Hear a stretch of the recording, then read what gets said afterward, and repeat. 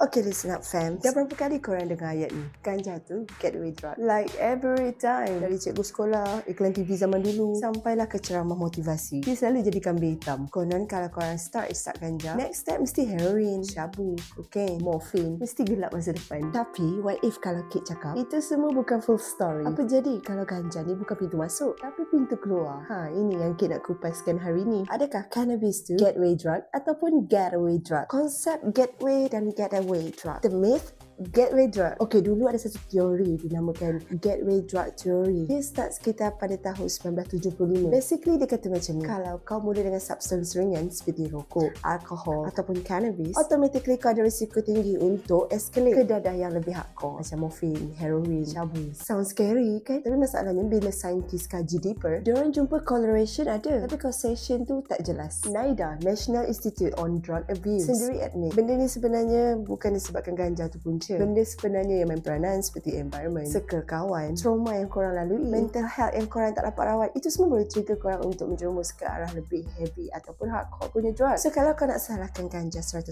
lah kan, itu macam korang salahkan pintu rumah sebab ada pencuri masuk. Sometimes it's not the weed jadi getaway. Weed just happen to be there. The plot twist, cannabis as a getaway drug. Now mari kita buka balik lens. Research baru tunjuk ganja ni ada potensi untuk jadi getaway drug. Jalan keluar untuk orang yang ketagih opioid, morphine, heroin, oxycodone. Tahun 2014, Journal of the American Medical Association ataupun JAMA publish satu studi besar. Dia tengok 13 negeri kat US yang legal medical cannabis ni. Hasilnya, penurunan sebanyak 25% terhadap kadar kematian overdose akibat opioid berbanding negeri lain. 2018 pula, Journal of Substance Abuse Treatment report medical cannabis bantu reduce craving ataupun withdrawal symptom untuk penagih opioid. Ini lagi best. Lepas tu ada studi dekat Israel 2018 juga. 70% heroin addict yang diberi medical cannabis report hidup lebih stabil, kurang relapse dan tidur lebih baik. Kenapa? Sebab THC dan CBD adalah main dekat endocannabinoid system kita. Dia yang akan regulate pain, stress, reward pathway. Benda ni sama pathway yang heroin